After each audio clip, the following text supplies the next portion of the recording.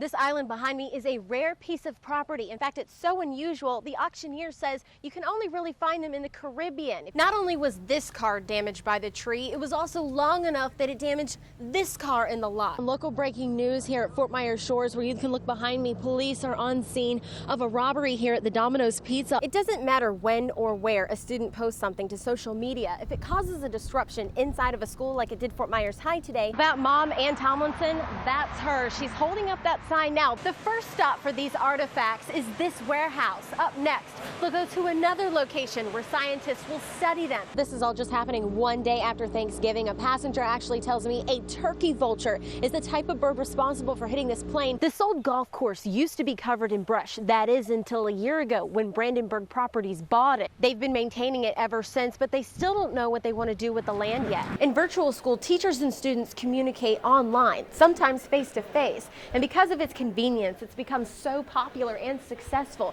Now other school districts around the state are looking to model their program like Lee County.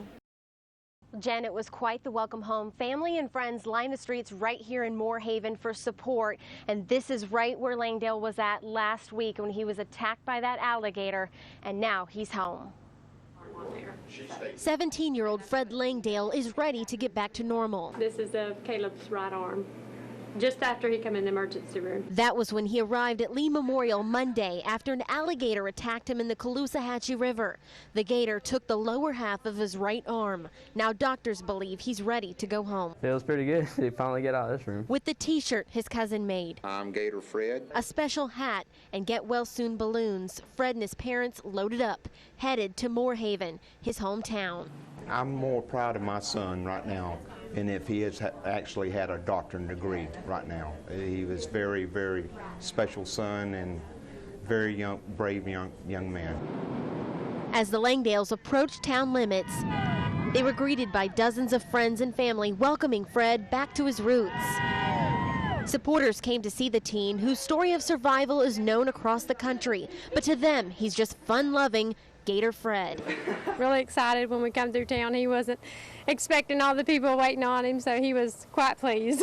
Fred says he's looking forward to getting a prosthetic and doing those things he used to do, like playing Xbox and going out on his airboat. Just glad I got my arm so I can still walk and run, still hog hunt. This also means being back in the river, because that's part of home. He'll be outside tomorrow. Now the Langdales expect Fred's recovery to take about 6 to 8 weeks, and from there they're hoping to get a prosthetic.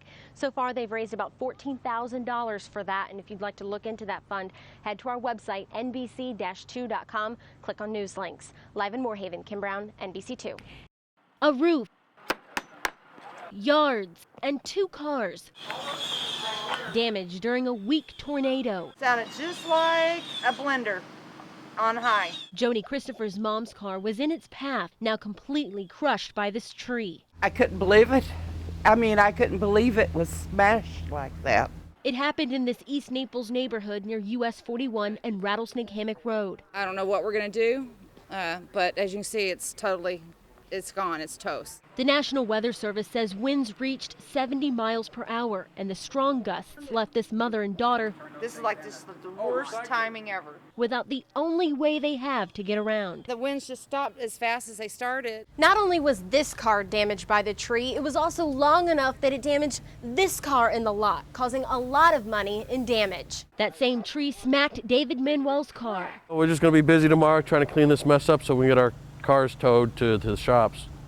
So we got a lot of cleanup doing. Cleanup is already starting for Colonel Baxter. Took the roof off. His neighbors are pitching in to patch his roof, damaged in a matter of seconds. I'm watching through my back door and all of a sudden, boom, just like that. The twister tore half of it off, a first for the 30-year resident. He's thankful, though, for the neighbors here now. You can't find a better group of neighbors. In East Naples, Kim Brown, ABC 7. Let's get out to NBC2's Kim Brown live tonight at the airport. Kim. Well, U.S. Army Staff Sergeant Jason Ward just got off the plane. You can see him here. He's with his wife and 3 sons and neighbors who are out here to greet him. He's been serving in Afghanistan for the past 9 months. This is his 5th tour of duty. He is also a Lee County Sheriff's deputy who works in the Pine Island area. He is home for good, that we are told. Let's see if we can get an interview. Hi. Hello. Thank you. Thank you for serving our country. You're welcome. We are on live television. Can Okay. you tell us a little bit about how you're feeling right now? Obviously teary-eyed. Well, it's a great feeling to be home, the greatest country on the planet, after returning from Afghanistan, and there's no better feeling than being home with my family and back here in Southwest Florida. Anything that you're looking forward to now that you've got all this time? Well, I'm looking forward to taking this uniform off, and I'm looking forward to putting on another uniform here shortly, here after a couple weeks of vacation and time with my family and friends. Yeah. Obviously, you're emotional. Were you missing your family literally every second? Yeah, a little bit. I mean, it's how combat goes. Unfortunately, you know, you think about the situation at hand, but you can't help but thinking about your loved ones back home, and that's kind of what drives you and keeps you going, you know. Well, thank you so much. Thanks for joining us. And back out here live at RSW, where we just had a soldier come home, and he's with his family right now, wishing them well. For now, I'm going to toss it back to you, Lindsay and Peter in the studio. For now, we're live at RSW. Kim Brown, NBC2. Each trip into the Estero Bay is one more step for Katie McFarland's research on the green mussel. It's an invasive species that in recent years has moved into Southwest Florida. Our number one concern is our oyster population. That's because the green mussel destroyed some of the oyster population near Tampa Bay. Oyster clusters are important. They form reefs to provide a habitat for other sea life and protect beaches from erosion. But there's little information on the green mussel's effects on our coast. Not knowing what their tolerances are to local stressors makes it hard to predict the spreads. Every 4 to 6 weeks, she and a team monitor its population. A green mussel is about twice the size of the ones you eat in a restaurant, and it was first discovered in Tampa Bay in 1999. Now they can be found in different spots all along the Florida coast. McFarland researches the mussel's movements as part of her 4-year project to get a doctorate. Katie is taking it to the next extreme, is to determine how quickly they grow and what kind of impact they have on other species. The team checks clusters below the water at places like bridge pilings. If it spreads, they'll coat boat hulls, buoys, bridge pilings. While it's likely to grow faster in salt water, her research shows it's stagnant. The environment's constantly changing, so there's constantly new questions arising, and field monitoring is a never-ending project. In Bonita Springs, Kim Brown, NBC2. But still, I learned something new. And your class only, teacher. In the kitchen where Amy Patterson used to dream. Also, thank you for letting me sit with my best friend, Tiffany. Amy's mom reads heartfelt letters from her daughter's Cape Coral students. And to me, Mrs. Patterson is not a teacher. She is a friend.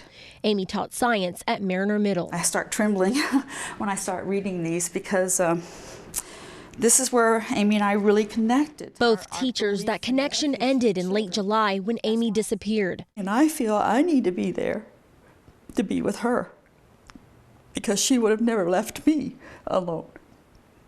And that's what goes through 90% of my days and weeks is that she's alone down there somewhere. And I don't know where it is. Daniel Proctor, her ex-husband turned boyfriend, is the suspect in her disappearance. When you first found out about, that your sister was missing, what'd you immediately think? That he hurt her. I knew that he probably hurt her. The way of extradition. Proctor is not charged in connection with Amy's disappearance, but is locked up in Alabama's Madison County Jail on theft charges. Amy and Daniel met right here in Huntsville, Alabama when Amy was just a teenager, but their relationship was not always smooth sailing. In fact, Amy's mom tells us their family wasn't fond of him from the start. We tried to break it off. We took family counseling, and they said, well, the counselor said, well, maybe if you try to make an accepting him, maybe she won't be driven to him so much. They lived together in this Bokeelia home. And when Amy was first missing, neighbors told us Proctor told them a lie, saying Amy died in a car crash. No one wants to think any family member is dead. It doesn't sound good. all of it was blank. The grief sent her mom over the edge. She had a heart attack last month from the overwhelming stress of trying to find Amy. I want to have her kiss me again. I want to kiss her again. And I want to hear her crazy laugh. And I want to taste her awful cooking. And while she tries to recover, her mind is consumed by her shattered family. And it has, some ways, devastated a couple of my children's lives. My older son quit being a pilot. He quit his job and has now decided to be an 8th grade science teacher. She says he did it to feel closer to Amy. She was always sending little cartoons to me, The family came to Amy's house to search for clues. Salahi says they found shell casings, bullets, and a bloody fishing outfit, but were told nothing was connected to the case. So they moved on and brought Amy's stuff back to Alabama. Stand back. I'm going to try science, She really liked for kids to see her wear that because she wanted to understand it's fun. The pieces of Amy's life back where it all began, while her family tries to grapple with the future. He's just robbed me of the next 20 years of my life.